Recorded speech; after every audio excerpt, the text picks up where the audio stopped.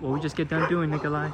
Ooh, we got the hatch, and we're gonna go pick up a Ram 2500. Yeah. Yo, alright, we gotta get on the Yeah, let's get on the photo. Just bought this truck.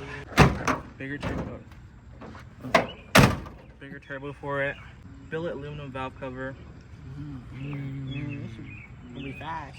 For real. That's the turbo. Yeah. Snapping axles. Come on, Matthew. Oh, damn. Took it on the first test drive, and Dizzy already snapped the axles, dude. Ready, KO? Yes, sir. I'm ready, guys. It might be a little jerky, so Yes, sir. you got e-brake down, KO? Yes, sir. Okay. This car needs to watch out, bro. Never's fine.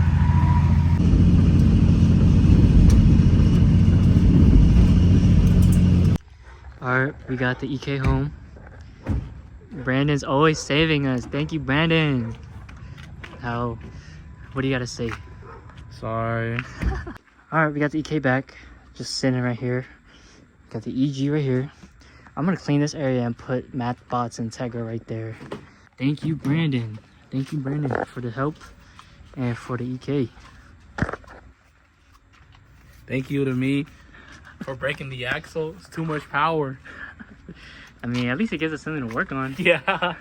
At least we're not doing it nothing. Alright guys, let me give you a little info on this build. This is a matching Z6 block with a Z6 head. Has a polished Z6 crank. The turbo is a PSR GT 3582. Probably saying that wrong. Alpha injection, 750cc injectors. The skunk 2, skunk 2, skunk 2 intake manifold, skunk 2 arm. Sorry guys, I just woke up. I have no idea I have no brain thoughts right now.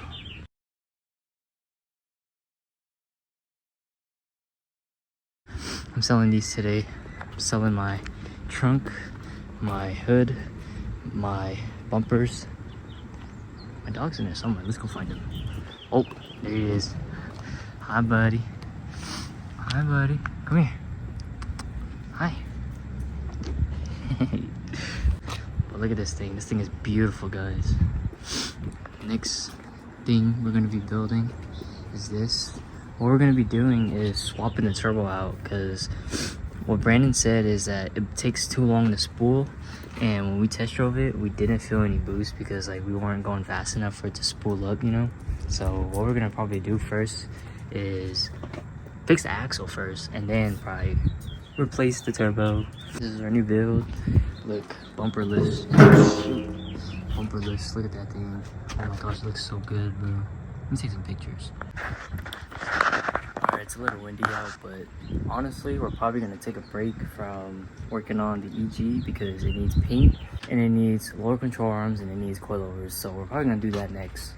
And all of that's coming in, the coilovers and lower control arms. So we're just gonna pause on that until that comes in. And we're gonna be messing with this thing for a little bit. Mess with the axle, swap the turbo, whatever, you know. So this is gonna be one of our new projects. We're not gonna be like doing anything too crazy on it right now, but yep. NGK. Brandon did a great job working on this thing, bro.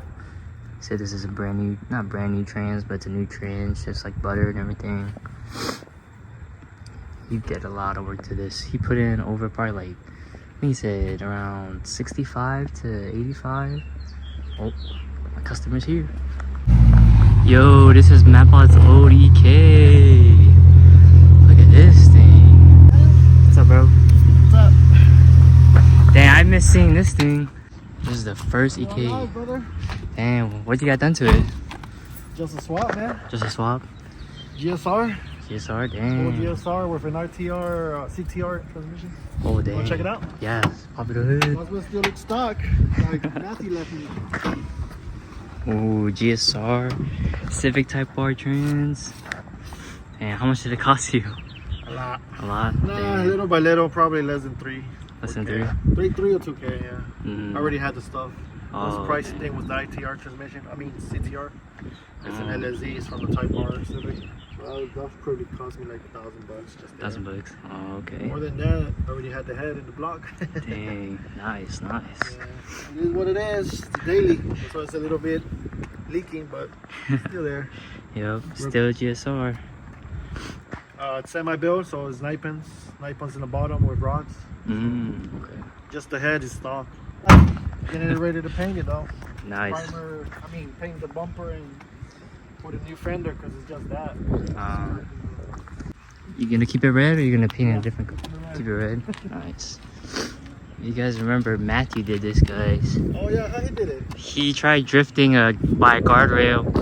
Yeah. And at least the body's still good. Yeah. I was when I was trading it for the Integra, I thought the core was bent, but thank God it was. That's the reason I went forward with the trade, because the car support didn't damage, just the fender and the bumper. Good to go. I got the fender ready. I got the bumper. I'm just ready to paint. So, nice. You know how life is. It's a little busy. Guys, we can't find an axle, bro. So Brandon doesn't actually have one available for us, which is okay because, you know, Brandon's a busy guy. So we're gonna be looking for an axle now, but I don't want to spend any more money, bro. I already spent so much money on the EG. I'm already having to spend money on the EK. I mean, I already knew worst case scenario, I just buy a new axle, but I did not want to buy a new axle. Honestly, I think I'm gonna look around first. I'm gonna see if I can find me an axle, because axles aren't cheap. They're at least like $100. And I'm not trying to buy no AutoZone axle either, you know. At least OEM axle, or I don't know. We should figure it out. I'm about to go pick up Matthew right now, and I'll see y'all in the bed. Bye. We might have to go to the junkyard, guys, because it costs like, it's like $40 on the junkyard, but on Facebook there's a guy selling both axles for $80. I think I might just buy that. Alright guys, here's your plans. We're gonna go to a car meet. I think we're just gonna go to a car meet and wait for people to respond to my text about an axle, because guys, I do not want to go buy an axle at AutoZone, guys. Please, somebody have an axle. I will buy it, guys. I will buy your axles. I will buy your OEM axle. I just do not want to use an AutoZone axle because of the turbo is gonna make it snap instantly, bro. I already know it, and I'm already scared to use the OEM one, but I'm pretty sure the OEM one would be better than the AutoZone one, because the AutoZone ones are made of freaking glass, and then OEM ones, you know, they're built to last. Alright guys, we got the axles acquired. We're gonna start taking it apart. Not apart, but we're gonna take the wheel off. Put this one back on. This one's basically brand new. This one is like the older one. But everything should be good. Right, Matthew? Yep. Hopefully. But I can't find the lug nut key. So I don't know how we're gonna take out the wheels. I would. So guys, we popped it out. Now we gotta pop that out from the engine and see what's wrong with it. It looks like it's still in there.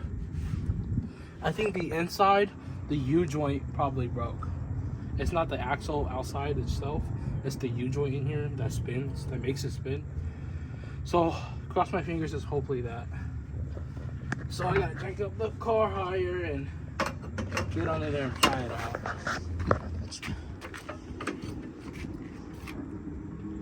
Let's chill, you can leave it. Wait, you wanna spin it? No, it's not enough. Just leave it. Okay. Yeah, take it back off.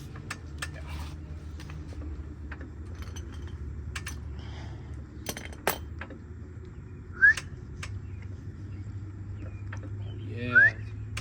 How's that? That's good. Can you crawl under there? Yeah, I can crawl in. Alright guys, we took out the axle.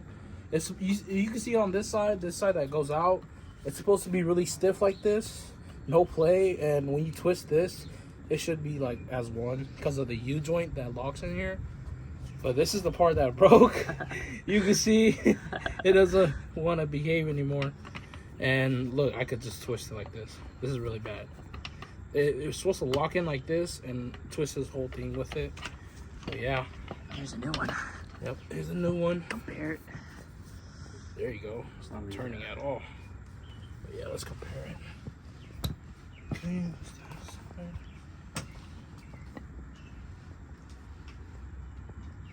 Yeah, about the same. Yep.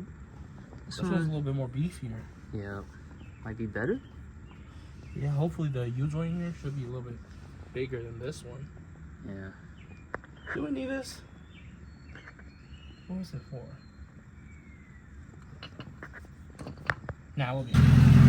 Axle's fixed. Watch this. Look, it's rolling now. Uh-oh, it can't go in the first gear.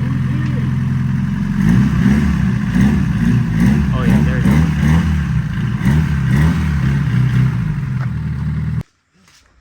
What are y'all doing? We gotta rewire anything. Oh, okay. Fuel rail, air to fuel ratio. Look, they're stealing my dad's A6 wires. Yo, we're gonna put it on Wayne's 86. Man, you know what? No, you need long. Keep it long, really long, all the way up. Why? You Yeah. don't need it that long. Yeah, you do. When I pushed it down and moved it, the RPM was like, nah, I wasn't even pushing gas. I was like, what the fuck? And then we took off loosened the bracket to hold the throttle cable, and then it worked. So I think the throttle cable is really sensitive to movement. Do we have any more connectors? Okay. Where you got those? You found it. You found it? Yeah. Hell yeah.